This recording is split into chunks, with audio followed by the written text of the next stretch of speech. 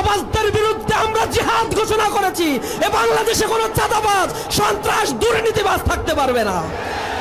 কাঠ খেলা খেলে আবার নতুন ফ্যাসিবাদের জন্ম নিতে চায়, তাদের বিরুদ্ধে আমাদের সোচ্চার হতে হবে।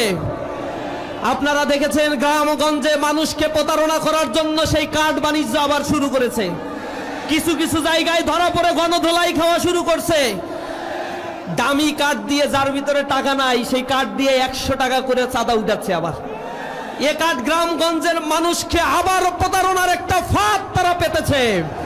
এ ফাঁদ পেতেছিল আওয়ামী ফ্যাসিবাদ, যারা 10 টাকা দরে চাল, 5 টাকায় কাঁচা ঝাল, ঘরে ঘরে চাকরির কথা বলে এই দেশের মানুষের সাথে প্রতারণা করে ব্যাংকগুলোকে তারা লুটেরাজে পরিণত করেছিল। ব্যাংক থেকে তারা হাজার হাজার কোটি টাকা ঋণ খেলাপি করেছে। 6,44,000 কোটি টাকা ঋণ খেলাপি। আপনাদের টাকা ব্যাংকে রেখেছেন, সেই টাকাগুলো পাচার করে গাড়ি বাড়ি আলিশান জীবন যাপন করছে সেই ফ্যাসিবাদী শক্তি।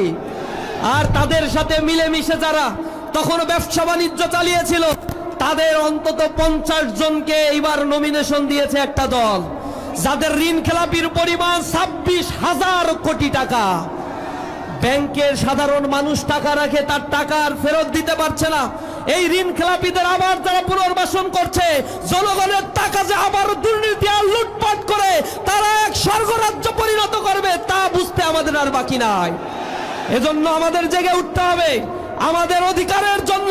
সাতক্ষীরার জনপদ মজলুম, নির্যাতিত, নিষ্পেষিত এই জনপদ আওয়ামী ফ্যাসিবাদের আমলে আমাদেরকে দমিত করা হয়েছে, কর্মসংস্থান সৃষ্টি করা হয় নাই।